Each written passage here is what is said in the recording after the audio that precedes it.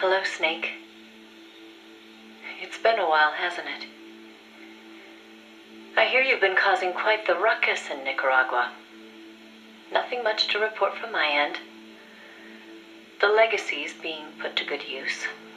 Or so they tell me. But enough with the small talk. There's something I need to tell you. You saw the photo that came with this tape, right? The boss gave that to me 10 years ago. I'm sorry, I should have told you sooner. I probably should have told you right away. But sending it to you hasn't been an easy decision to make. It's taken me 10 years. Once you've heard what I have to say, you'll understand why. That photo belonged to her. I know what you're thinking. What does she have to do with this? You've probably seen it 100 times in the press already. Obviously, it's of the Mercury 7, the first group of American astronauts, the heroes of Project Mercury. But there were actually 8 people in that photo. One of them was edited out, erased, without a trace. That 8th astronaut, the one airbrushed out of existence, that was her, Snake. Now, why did they need to keep her existence a secret? What were they trying to hide? The answer goes back even further. 17 years ago. It was the height of the Cold War. The Eastern and Western blocs were racing to develop space technology to match their nuclear arsenals. In 1957, the Soviet Union launched Sputnik 1, the first artificial satellite. The Americans were stunned. They'd been led to believe their country led the world in science and technology. That shock quickly turned into fear. If the Russians had the know-how to launch a satellite into space, they could use it to launch a nuclear missile, too. Frantic, the U.S. threw everything it had into the space race. The following year, the Army succeeded in launching the first American satellite, Explorer 1. The National Aeronautics and Space Administration was established that fall, and Project Mercury with it. The goal was to send a man into space, and 7 men were chosen as pilot candidates. The media dubbed them the Mercury 7. They were immediately hailed as national heroes, icons of Western space exploration. But after Explorer, America suffered a series of failed rocket launches. Desperate, the government made a fateful decision. Unable to wait for its space program to mature, they'd steal the Soviets' technology, at the same time sabotaging their space program. You know better than anyone how hard a mission that was. The Soviet space program was shrouded in secrecy. Recovering that information would be no easy task. Using the help of an insider, they'd insert a sleeper agent into the research institute, or else recruit one of those insiders to do the job for them. And, if necessary, the mission leader would have to go in and sort things out themselves. Someone was needed with experience, knowledge, and superior intuition. And the only one for the job was the boss. The president himself asked for her by name. He needed someone who could be trusted with the fate of a nation. Who else to turn to but the hero of the Second World War? It was June 1959. So you see, Snake, that's why she left. That was the top secret mission that took her from you. But her selection ruffled a few CIA feathers. They didn't appreciate the president going over their head like that. The mission was tough enough already, and now the CIA was dragging its feet. She couldn't get anything out of them. No manpower, no information. Left to her own devices, the boss made a decision she knew would come back to haunt her. She decided to tap into the Philosopher's Network. And that's when the wheels of fate began to turn.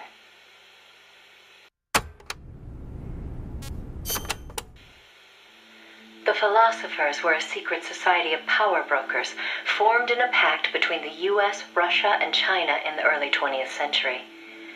Of course, by that time, the American and Soviet branches had already parted ways. But there were those among the remaining Russian philosophers not entirely happy with the one-party communist state. The boss reached out to them. She arranged clandestine meetings in Berlin, hoping to find a way into OKB-1, the Soviets' premier design bureau.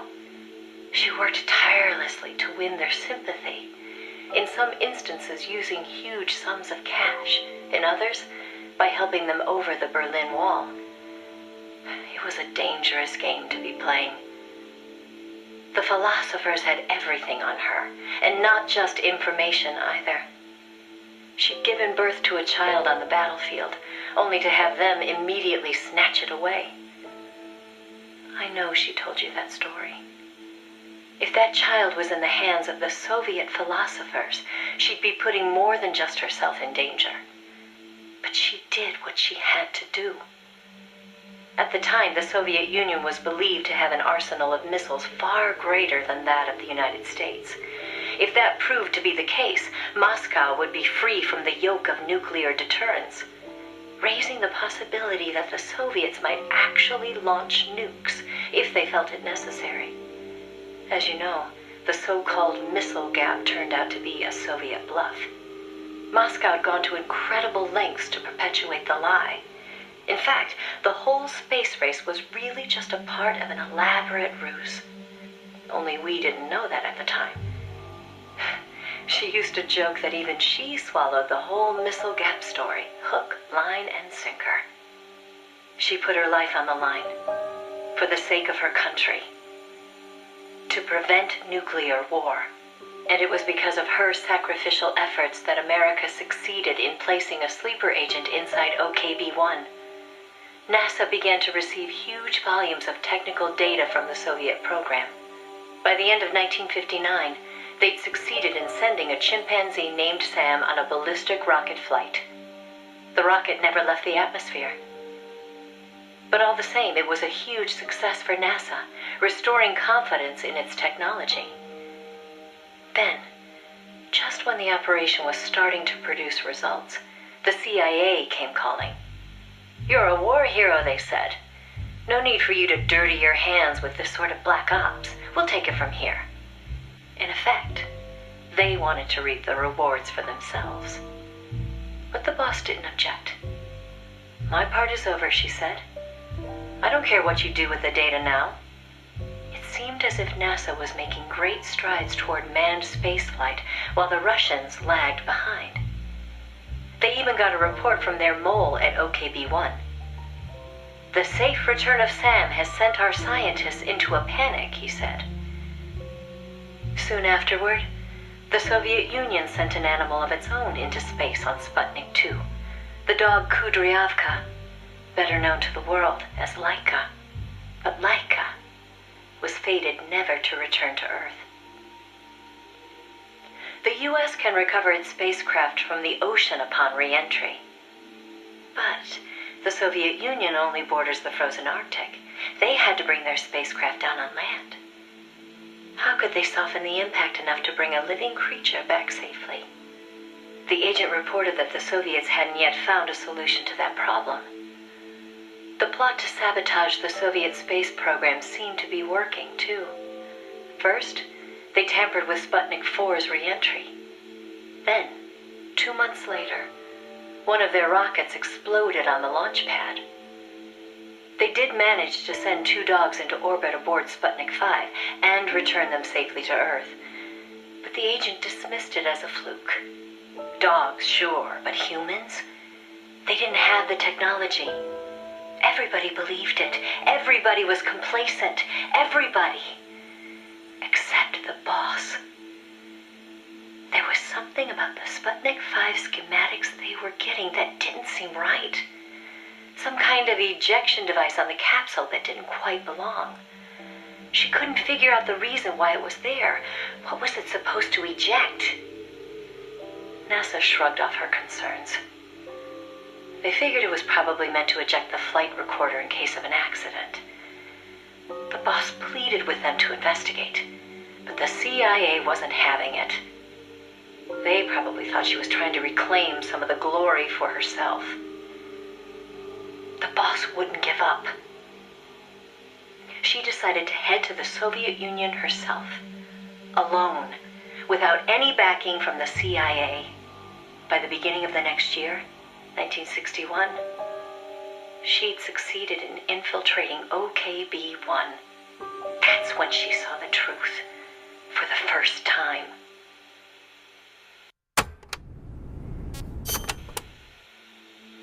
The sleeper that she'd worked so hard to place was a double agent.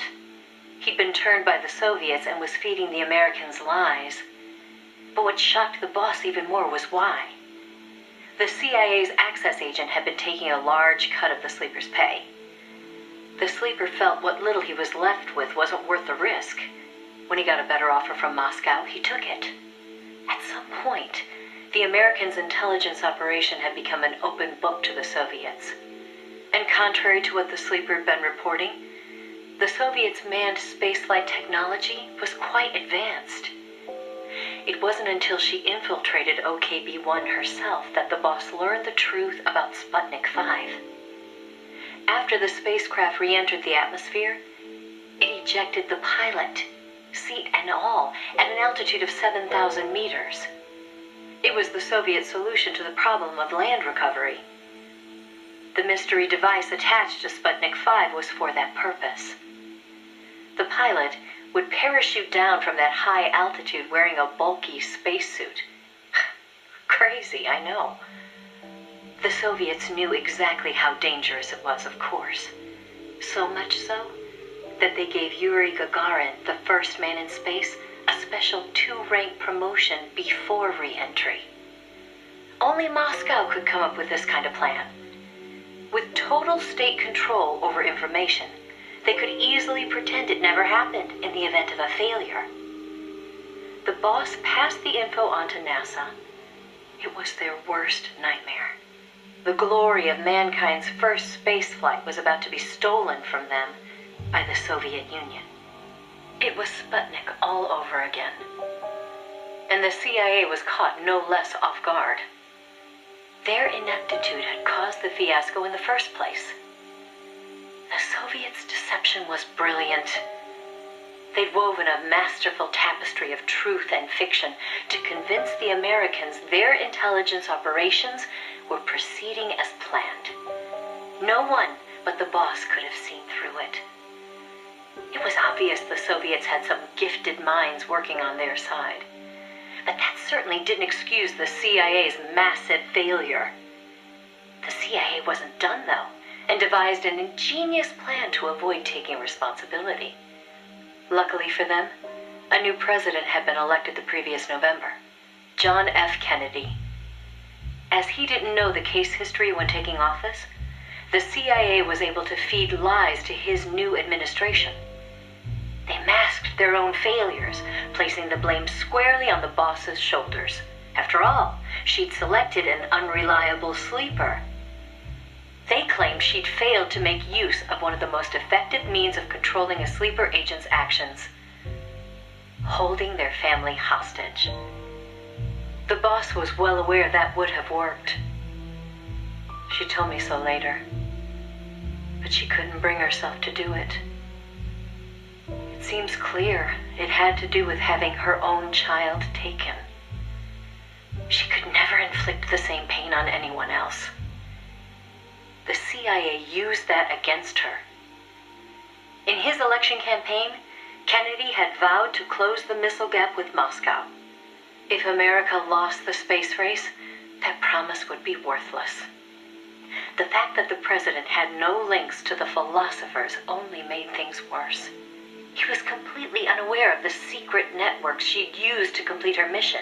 In his eyes, she was no better than a traitor. The fate that awaited her was cruel beyond belief.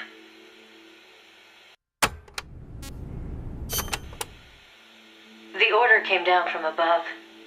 The boss would take the official blame for the sleeper's betrayal. More so, she'd serve as the guinea pig for NASA's manned spaceflight program. By then, NASA had gotten as far as sending a chimp named Ham into space. Now came a whole battery of ground tests to pave the way for a human to take its place. High G tests, zero G tests, spacesuit tests, simulations in pressurized oxygen environments. Some of the tests were highly dangerous, too dangerous for the Mercury 7, who were by then already media darlings. So the boss was made to stand in for them. She could have refused the order, argued her side of the story against the CIA, but she didn't.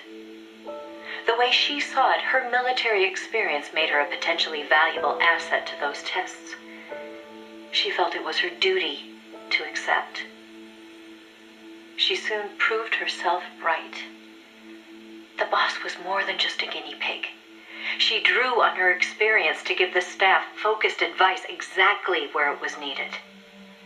NASA's space program took off again. At the rate they were going, putting a man in space seemed within reach. The higher-ups at NASA were impressed with her talents. They took to calling her the 8th astronaut, the Mercury Lady. The photo I sent you was taken around that time. I suppose maybe they were planning to use it as propaganda, the world's first female astronaut. But then, just as things were looking up, they hit a new snag. The government told them to add a window. There were no windows in NASA's spacecraft back then. Ham never saw the stars around him. But Washington insisted. Their sources told them Soviet spaceships had windows. Space exploration as a form of propaganda in itself. After all, what was the point of sending a man into space if he couldn't tell the world what he'd seen? Most of all, though, they simply couldn't have the Russians doing something they couldn't. It was sheer madness, and everybody knew it. NASA was already facing impossible deadlines. Now they were adding yet another element of uncertainty to the mix. Installing a window would both weaken the spacecraft and make it harder to shield the occupant from cosmic rays. They weren't about to put their Mercury 7 golden boys in that kind of danger. So the boss was chosen as the pilot instead. Even if she made it up into space, she was given less than a 20% chance of returning to Earth alive. But she took it in stride, even helping them make the necessary design changes to the Mercury capsule. It was like going to work every day at NASA to make her own coffin. Then, without warning, the U.S. received intelligence that the Soviets had moved their Vostok spacecraft to the launch site. The launch was set for the following day, April 12th, 1961.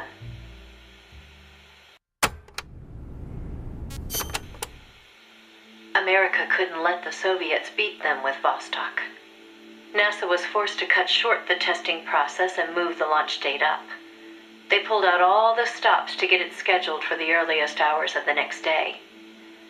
The spacecraft would be launched from Cape Canaveral in the dead of night. For the flight path, they chose a course that would take her as far east as possible. She'd be able to see the Earth in daylight from the window, at least for a little while.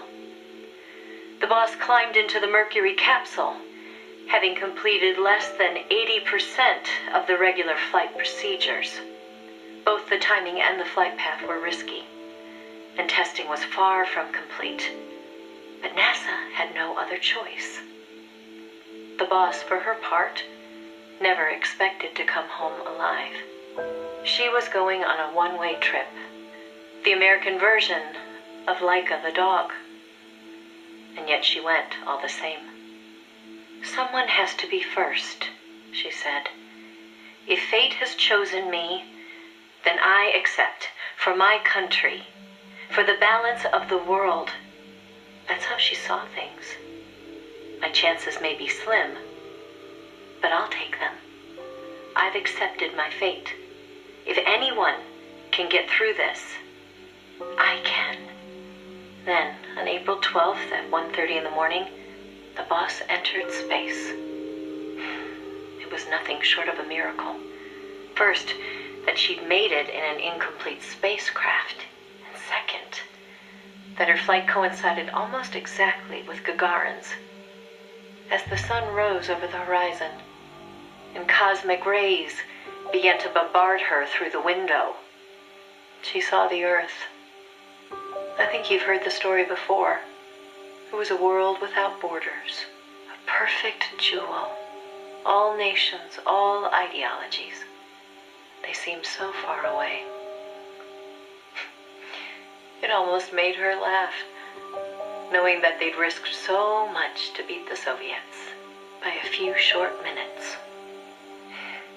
If she'd seen Vostok from her window, she probably would have waved. But the two spacecraft were destined for very different fates. Gagarin circled the Earth and returned to the Soviet Union, safe and sound. The Mercury capsule, on the other hand, deviated from its planned re-entry angle. The addition of a window had thrown the capsule's aerodynamics off balance. The boss's coffin veered wildly off course and began to plunge earthward.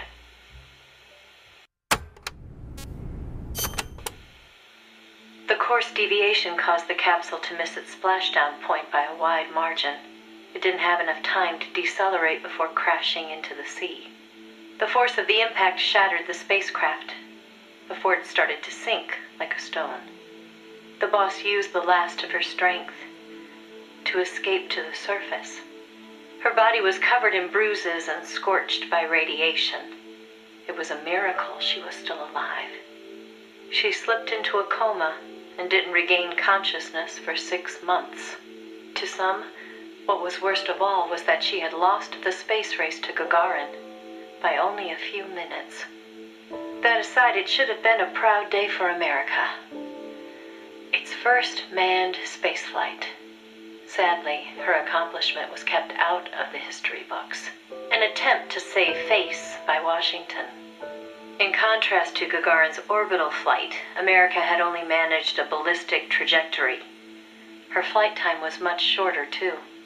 And most importantly, the Soviets had brought back both spacecraft and pilot safely. NASA couldn't even conjure up a half-hearted tale of heroic survival. The coup de grace, though, was the Soviet propaganda campaign that kicked into gear after the flight. The Earth was blue. Those were the words of Gagarin on his return, and the whole world was listening.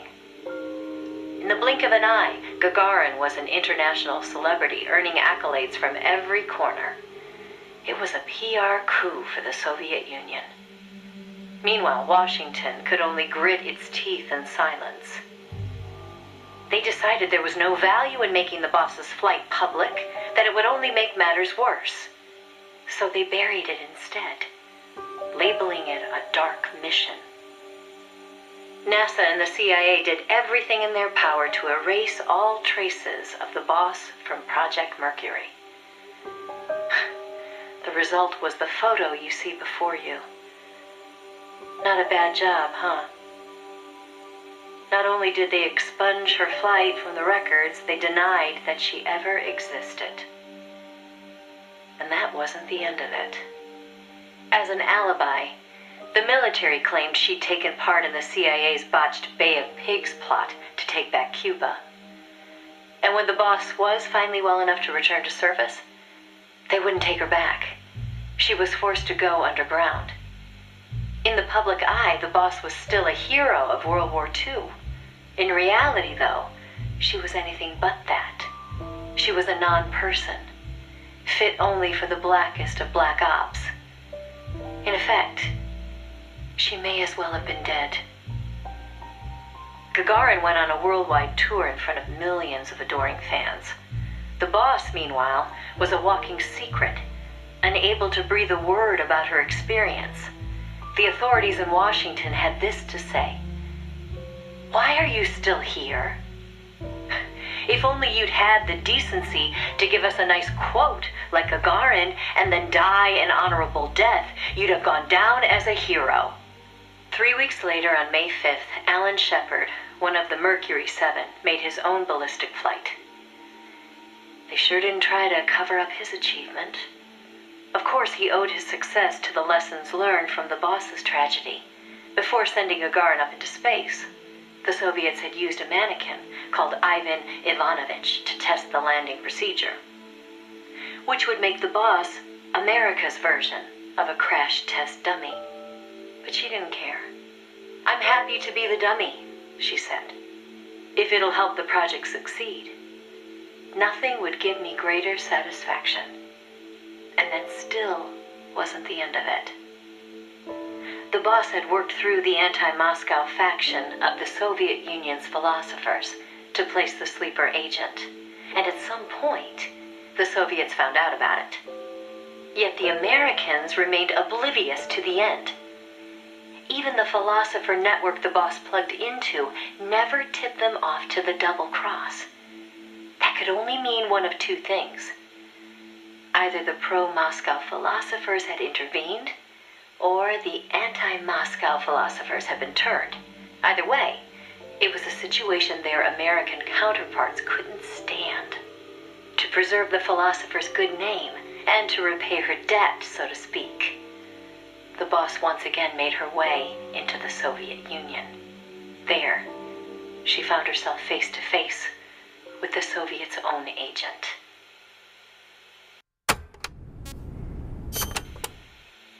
And who should she find awaiting her return to Russia? The one who'd turned her sleeper against her, who'd fed them lies all this time. It was her former comrade in arms, the father of her child, the man known as the Sorrow. He didn't know it was the boss who'd sent the sleeper. Or to be more precise, the Soviet philosophers never told him.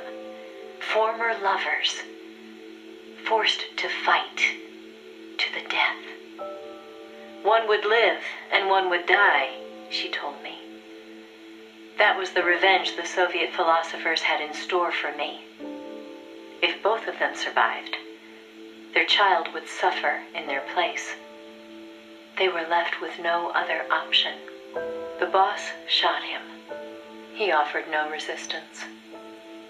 When she returned from the Soviet Union, there was no place left for her to go. She'd sacrificed everything. Everything. For her country. And in return, they treated her like a dead woman.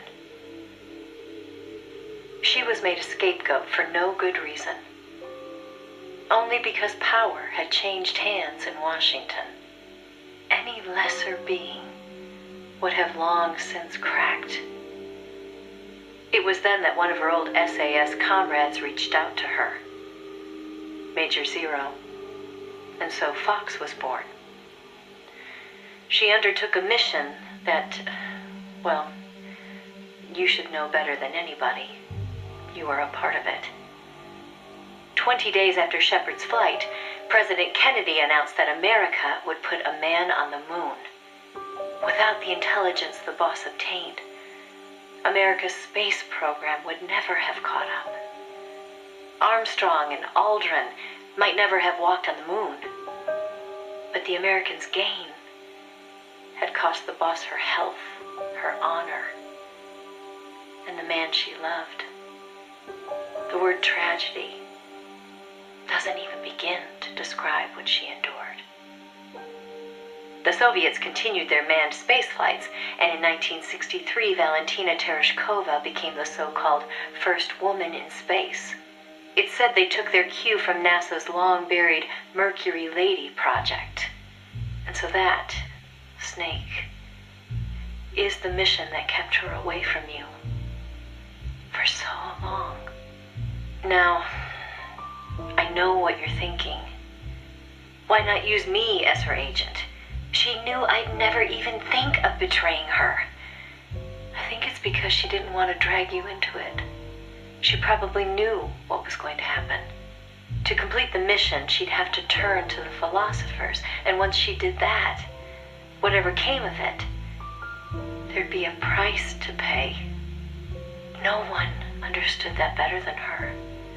So please, Snake, let it go. When she gave me the photo, she left me to decide whether or not to pass it along to you. I know she was torn about it, just as I was. She knew you'd probably blame yourself. Why did she hold on to it for so long? That, I can't say.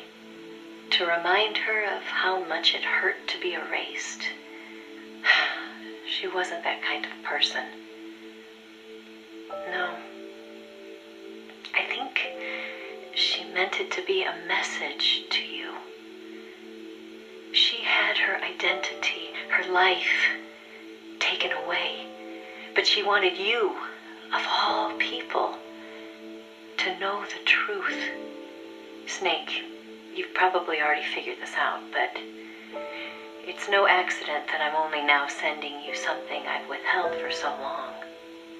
Little Bird tells me you recently made a big decision. You and the boss are different people. I understand that. And I'm not trying to second guess you. I simply wanted you to know what she saw, how she felt. That's all. Keep it with you, Snake. Keep it deep inside. Don't ever forget the path she took. Because you and I are the only people on this earth who know the truth.